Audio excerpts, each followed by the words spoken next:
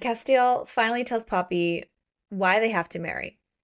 He's like, trust me, this is all part of a plan. He's like, first, marrying me will help protect her from anyone in Atlantia or any of the dissenters from causing her harm.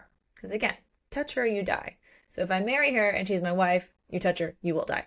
So don't die.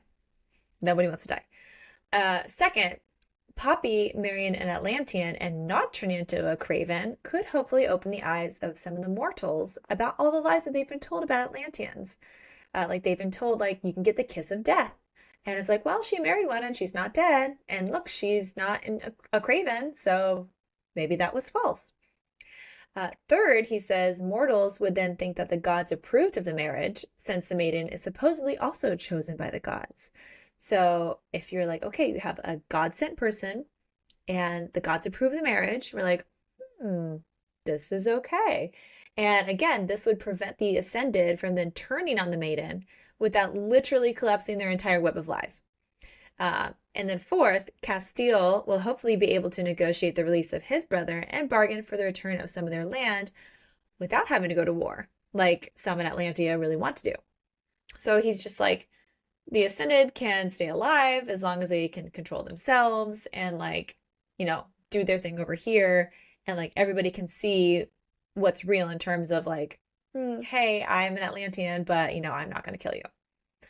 So he's like, trust me, if you marry me, like everything's going to work out. Like these four things are going to be what's going on. He's like, plus number five, I love you and you love me. So let's do that. But she's like, okay, this all makes sense. Like, I get it. Like these are good reasons. And so she like kind of agrees to go along with it. Yeah. And he tells her, like, afterwards, you're gonna be free to do as you choose. And she was like, well, would our marriage be real? And he, like, one of the things I noticed at this point, he's like, he can't even look at her. He, like, kind of turns away and he's like, it'll be as real as anything you believe about me is. And he'll grant her divorce if she wants one. And he says it's rare for two Atlanteans to marry without loving each other. He also says he won't force her to marry him. So if you refuse, he'll find another way to free his brother, and he'll hide her so no one can find her. But they would need to marry as soon as they arrive in Atlantia, but before they meet his parents, so his parents can't delay their marriage, which would put her at risk. And then Poppy, like you said, like agrees to marry him as long as you'll help free my brother too. And he's like, I'll help you, but I'm pretty sure your brother is ascended, which Poppy's like holding out to hope at this point that maybe he's not ascended or he's not a bad vampire. Yeah. What?